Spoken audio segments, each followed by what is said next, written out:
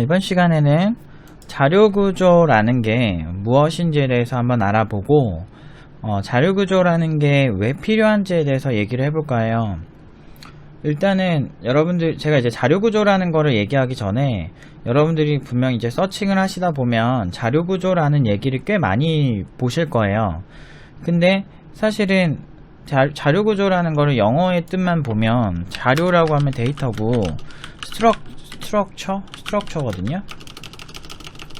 TRUC, 네, 데이터 스트럭처거든요. 그냥 말 그대로 직역한 그대로 이제 표현을 하고 있는데 자료의 구조래요. 근데 이게 진짜 이 단어만 보면 해석이 진짜 별로 안 되거든요. 그래서 저는 처음에 자료구조라는 얘기를 보면서 되게 어렸을 때 봤죠. 그럼 단어를 보면서 이게 도대체 뭐 하는 거길래 이게 왜 필요하지? 라는 생각 굉장히 많이 했었어요. 근데 지금 이제 지나서 생각해보면 내가 그냥 은연중에 하던 것들이 자료구조였구나 라고 생각을 할 정도로 이제 개발에는 거의 빼놓을 수 없는 그러니까 쓰고 싶지 않아도 내가 원하는 걸 구현하기 위해선 쓸 수밖에 없는 작은 단위 같은 거더라고요. 그래서 오늘 자료구조를 한번 공부를 해볼 거예요. 그러니까 특별히 어떤 자료구조가 어떤 걸 하고 어떤 자료구조가 있으니 이건 어떻게 해석을 하고 이런 것보다는 개념적인 얘기를 먼저 할까 해요. 네. 그래서 이제 기회가 되면은 하나하나 자료구조마다 풀어드리는 것도 괜찮을 것 같아요. 그건 한번 생각 좀 해볼게요. 일단 자료구조라는 게 뭔지 말씀드리면 소프트웨어적인 관점, 특히나 이제 개발자의 관점에서 메모리를 어떻게 집합시킬 것인가, 어떻게 메모리를 떡주무르듯이 주물러서 사용할 것인가 라는 거에서 시작이 돼요. 그러니까 메모리를 어떻게 구조를 만들어서 사용할 것인가. 예를 들면 이제 메모리라는 게 어떤 느낌이냐면 이렇게 여러분들이 컴퓨터 하드웨어에서 메모리 딱 끼시잖아요. 그러면 메모리가 하는 역할이 소위 이제 메모리 종류 램도 있고 롬도 있고 그렇죠. 여러분들 이제 끼시는 그 컴퓨터 부품 중에 램이라는 게 메모리예요. 현재 이 메모리에서 여러분들 운영체제 영역이 이렇게 있어요. 그래서 운영체제 나름대로 돌고 있고요. 오퍼레이팅 시스템 OS라고 할게요. 지금 마우스를 그려서 원래 글씨 못 쓰는데 그림도 원래 잘 못 그리는데 그냥 대충 이해해 주세요.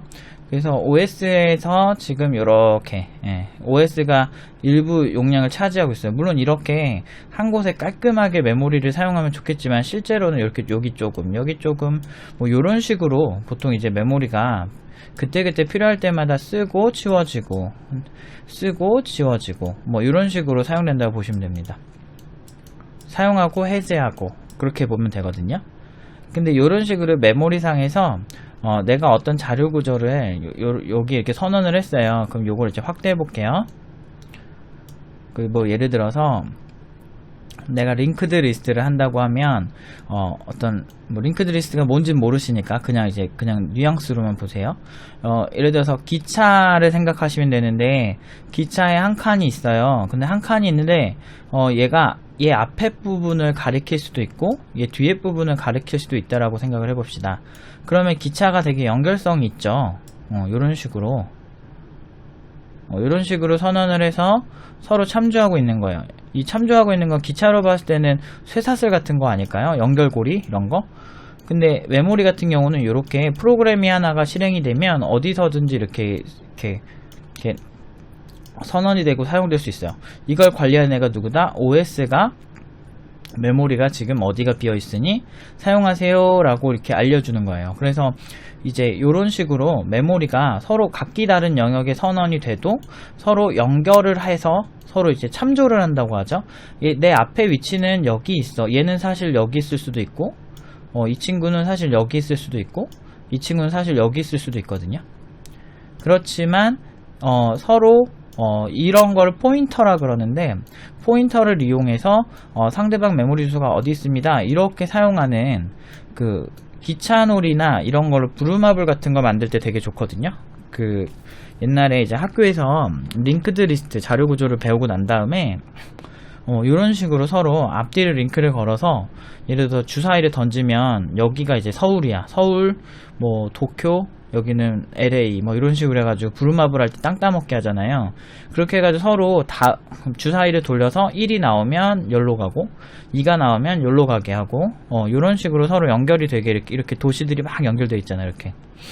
이렇게 해가지고 주사위 게임 만든 적이 있었는데 그런 것도 활용을 할 수 있고 지금 기차에서 제 앞칸이 누구입니다, 뒷칸이 누구입니다 라고 서로 링크를 할 수 있게 요런 식으로 메모리를 내가 쓰겠다 라고 할 때는 링크드 리스트 같은 걸 많이 쓰거든요. 그러니까 그런 것처럼 일단 어떤 목적이 있고 메모리를 어떻게 떡주무를 것인가, 이게 지금 핵심인 거예요. 어떻게 메모리를 구조를 잡고 사용할 것인가. 물론 쓰시지 않아도 제 생각에는 어느 정도는 그냥 다 할 수 있다라고 보긴 하거든요. 그런데 어떤 차이가 있냐면 지금 이거를 굳이 쓰는 이유는 어떤 그 역사적인 거예요. 그러니까 여러분들이 지금 당장 비행기를 개발한다라고 하시잖아요.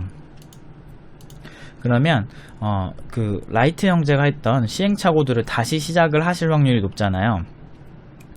근데 우리의 수명은 100년밖에 되지 않고 길어야 100년이죠. 길어야 100년밖에 되지 않고 그 이전에 해놨던 어떤 그 위인들이 해놨던 그 많은 시행착오를 똑같이 겪기에는 시간이 부족한 거죠. 그렇기 때문에 앞서 겪었던 그런 것들을 지식을 습득한 다음에 그 다음 어떤 거기에 플러스 알파를 하는 게 지금 현 인류가 가진 보통 보편적인 학습의 프로세스죠. 그런 것처럼 이제 기존의 어떤 요렇게 써보니까 요런 걸 구현할 때는 굉장히 편하더라 라는 접근에서 시작이 된 거예요. 그래서 자료 구조를 많이 알고 계시면 개발을 할 때 상당히 편해요. 그래서 사실은 자료 구조라는 거는 메모를 어떻게 사용하는 그런 건데, 이거를 사용하지 않았을 때 생기는 문제에 대해서 말씀 좀 드려볼게요. 자료 구조가 없다면 여러분들이 이제 메모리가 보통은 어떻게 선언이 되냐면 이렇게 그림 졸라 못 그리네요. 뭐 이런 식으로 만약에 내가 캐릭터형 하나를 선언을 하고, 그러니까 캐릭터형 이거 변수라는 개념을 안다라고 하고 이제 말씀을 드려야 될지 좀 고민이 되긴 하는데, 원래는 이거를 저는 이제 저희 팀노바 이제 오프라인에 있는 친구들은 제가 원래 이렇게 직접적으로 막 파고 들어가서 얘기하는 거 되게 좋아하는데, 오프라인 강의에 있는 친구들, 특히나 제가 주로 상대하는 응용 2단계 친구들한테는 가감없이 메모리 구조에 대해서도 막 그리고 이미 개발을 잘하는 친구들이기 때문에 막 그 실제 메모리처럼 거의 똑같이 이렇게 설명을 하거든요. 근데 지금 이 영상을 보시는 분들이 제일 못하시는 분들이라고 생각을 하고 하니까 조금 표현이 추상적으로 되는 점은 좀 양해 부탁드릴게요.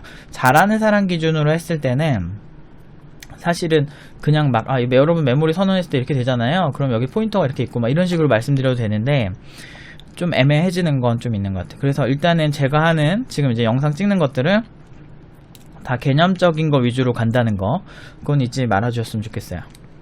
자, 어쨌든 이렇게 해서 변수 같은 거 선언을 했을 때 만약에 보통 이제 변수라고 하는 게 특징이 어떤 하나의 개체, 그러니까 더 쪼개질 수 없는 원소 같은 느낌인데, 그러니까 메모리 상에서 예를 들어 문자 하나 아니면은 뭐 정수 하나 아니면 실수 하나 이렇게 아예 딱 정해져 있는 가장 작은 단위가 자료 구조가 아니고 변수라고 보시면 돼요.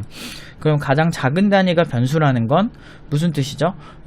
얘는 이 상황에서 확장이 될 경우에 굉장히 이거를 어떻게든 합쳐서 더 많은 단위들을 다뤄야 될 거 아니에요. 왜냐면 여러분들 메모리 하나 사면 8기가 막 16기가 이러잖아요. 근데 16기가잖아요. 근데 중요한 건 요런 자료용 하나가 캐릭터 같은 경우는 이제 캐릭터 인코딩에 따라서 다르긴 한데, 캐릭터 인코딩이라고 하면 안 되겠다. 뭐 문자열 인코딩이라고 해서 문자를 어떻게 다룰 것인가 라고 하는, 그 나중에 제가 한번 더 또 풀어드릴게요.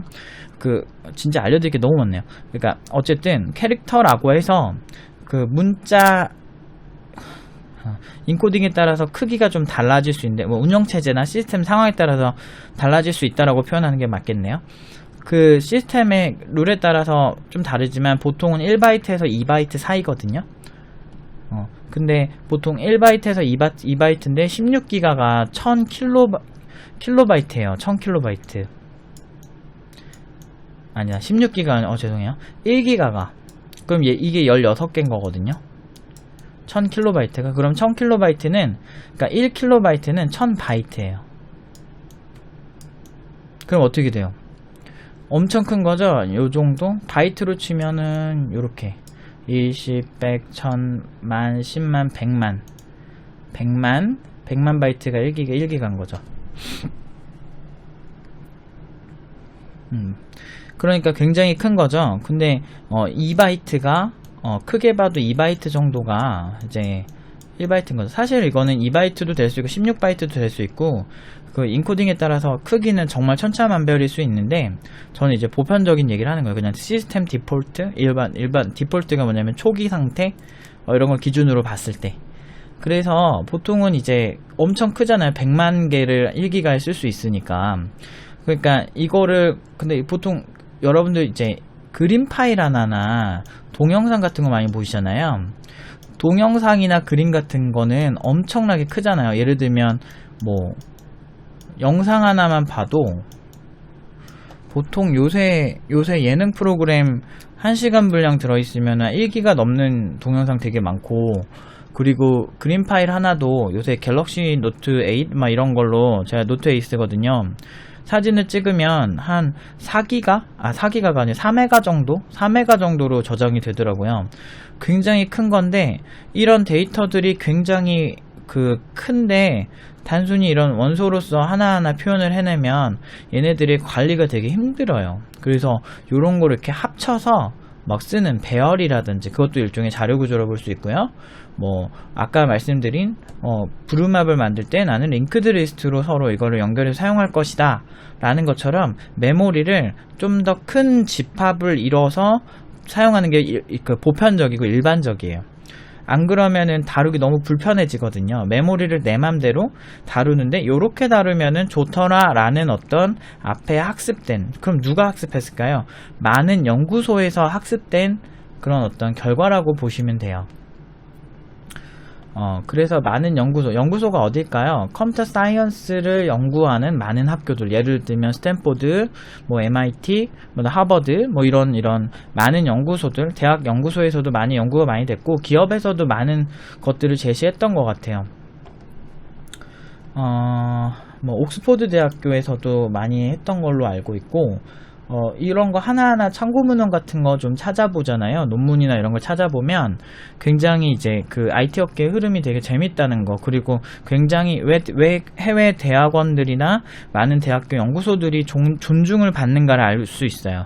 그래서 여러분들이 되게 좋아하는 뭐 얼굴인식 뭐 이런 기술도 사실은 MIT나 어떤 뭐 카네기 멜론 이쪽에서도 논문을 많이 나왔었고, 그 나온 논문을 기반으로 이제 더 많이 성장을 한 건 사실이에요. 그래서 많은 기업들이, 뭐 이거는 여담인데, MIT 예전에 이런 다큐를 본 적 있어요. MIT에는 어떤 그 기업들이 굉장히 스폰을 많이 한대요. 그래서 뭐 개인이 그냥 연구하는 프로젝트라도 후원이 빵빵해서 장비나 이런 거 사기가 되게 좋다 그러더라고요.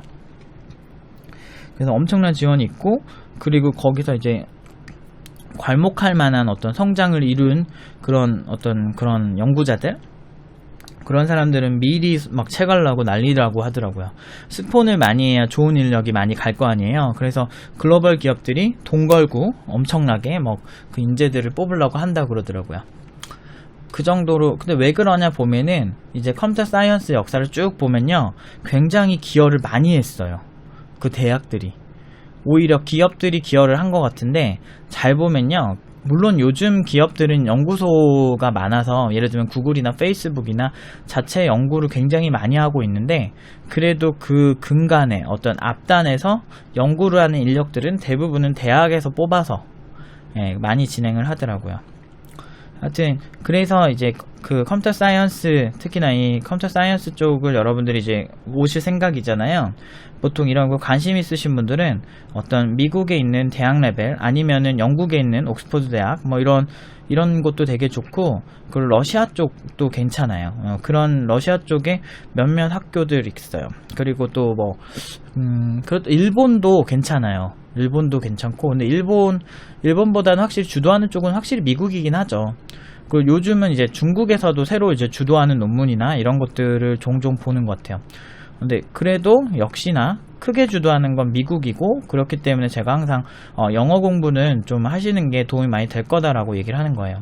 어쨌든 여담은 여기까지 하고, 그래서 자료 구조가 없을 경우에는 이런 문제가 생길 수 있다.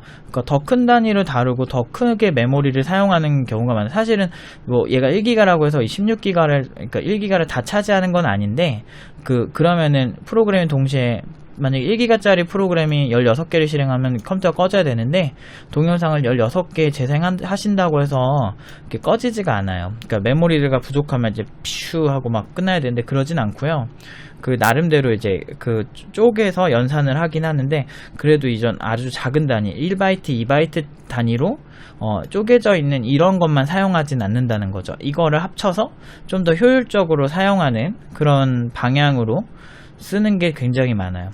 그래서 자료 구조를 다시 정의하고 끝낼게요. 자료 구조를 사용하는 이유는 메모리를 어떻게 사용할 것인가 라는 질문에서 시작이 되어서, 이렇게 사용해보니 좋더라.